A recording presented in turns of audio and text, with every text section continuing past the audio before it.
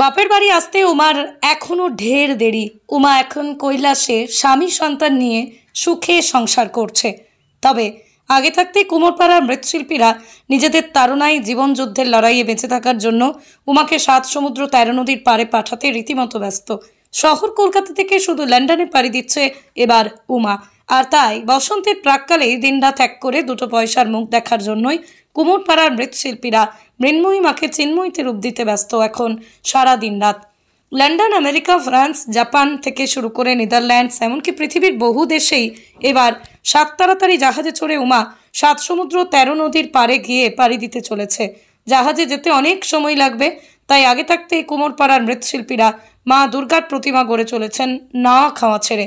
শহর কলকাতা থেকে শুরু করে বাংলার বুকে আজ সেই অর্থে সাবেকিয়ানা এক প্রকার হারাতে বসেছে। কালের বিবর্তনে প্রায় প্রতি মণ্ডপে এখন থিমের ছোঁয়া, কিন্তু বিদেশের মাটিতে কোথাও যেন সেই সাবেকিয়ানার ছোঁয়ায় আজও যেন প্রাধান্য পায় সব কিছুর ঊর্ধ্বে গিয়েও। অনেক বাধা, অনেক বিপত্তিকে পিছনে ফেলে আজ শহর কলকাতার কুমোরটুলি থেকে প্রতি বছরের মতো এই বছরও উমা 7 সমুদ্র 13 নদীর পারে পাড়ি দিতে চলেছে। একদিকে নিজেদের রুজি রুটির টান, অন্যদিকে বাপ ঠাকুরদার সেই হাতে কলমে তৈরি করা মা দুর্গার অবয়ব, আর তাকে বাঁচিয়ে রাখতে রীতিমতো নাভিশ্বাস উঠছে এখন মৃৎশিল্পীদের।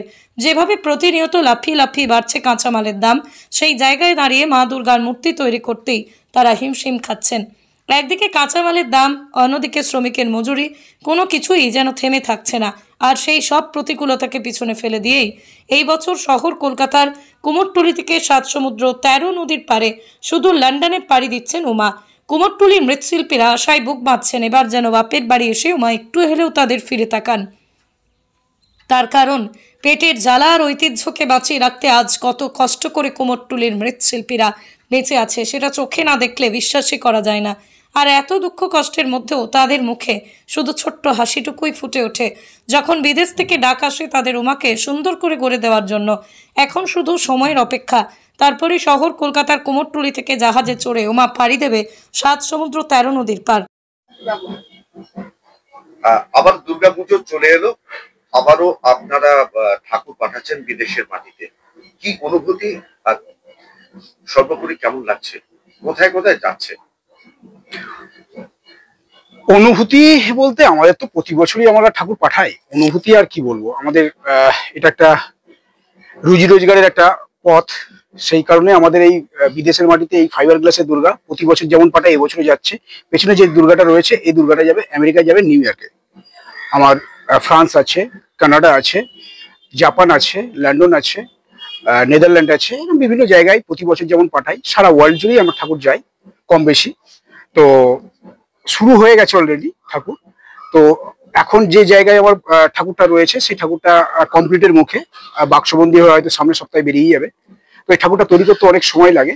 তো পেছনে যে ব্যাকগ্রাউন্ড বা বিদেশের মাটিতে যারা যে প্রবাসী বাঙালি যারা আছে তারা মানে কি ধরনের চায়, একটু ট্র্যাডিশনাল চায়, একটু সাবেকিয়ানা চায়, সেই চিন্তা ভাবনা করে আমাদেরকে ঠাকুর করতে হয়। যেহেতু এটা ফাইবার গ্লাসের তৈরি, সুন্দর একটা চিন্তা ভাবনা করে কাজটা করতে হয়।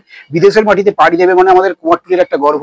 আমরা যে শিল্পীরা, যে আমি যে ঠাকুরটা পাঠাচ্ছি, সেই ঠাকুর পাঠানোর পর তারা মানে কি বলবো, যে পুজো করে, মানে একটা ঠাকুর নিয়ে গিয়ে তারা 4 বছর পুজো করে। এবার জাহাজে যেতে গেলেও একটা সময় লাগে, সেই সময়টা হচ্ছে 50-60 দিন মতন সময় লেগে যায়। তো সেই সময়টা জুড়ে আমাদের হাতে যা সময় দেয় সেই সময় নিয়ে মোটামুটি ঠাকুরটা মোটামুটি মাস 4 মতো সময় লেগে যায় ঠাকুরটা মানে তৈরি করে ঠাকুরটা ডেলিভারি করতে। তারপরে একটা তো পুজোর মুখে আমাদের অর্ডারপত্র আসে, আমাদের এইভাবেই কাজ চলতে থাকে। বর্তমানে বাজার দরের সঙ্গে পাল্লা দিয়ে এত তাড়াতাড়ি কাজ করছেন, সবই ভালো। সবকিছু সামলে ওঠা কি সম্ভব হচ্ছে? প্রতি বছরই বাজার দর তো বেড়েছে, আমাদেরকে রিজনেবল প্রাইস রেখে কাজ করতে হয়। কেন মানে বিদেশে যেসব প্রবাসী বাঙালিরা আছে তাদেরও একটা বাজেট থাকে। কারণ হচ্ছে যত দিন যাচ্ছে জিনিসপত্রের দাম আকাশ ছোঁয়া হয়ে যাচ্ছে, আমাদের তাদের দিকে মুখ চেয়ে আমাদেরকে কাজ কারবার করতে হচ্ছে। কারণ আমরা মার্জিন যত, আমাদের এই যে ঠাকুরটা তৈরি করতে যে একটা কস্টিং পড়ে যাচ্ছে, দেখা যাচ্ছে আমাদের যে লাভের পরিমাণটাও কমে যাচ্ছে। কারণ মেটেরিয়ালস কস্টিং বেড়ে যাচ্ছে, লেবার কস্টিং বেড়ে যাচ্ছে। এইসব সমস্যা নিয়ে আমাদেরকে প্রতি বছরই কাজ করতে হয়, এই বছরও সেটাই হচ্ছে। তো আমাদের লাভের পরিমাণটা একদম তলানিতে থেকে গেছে।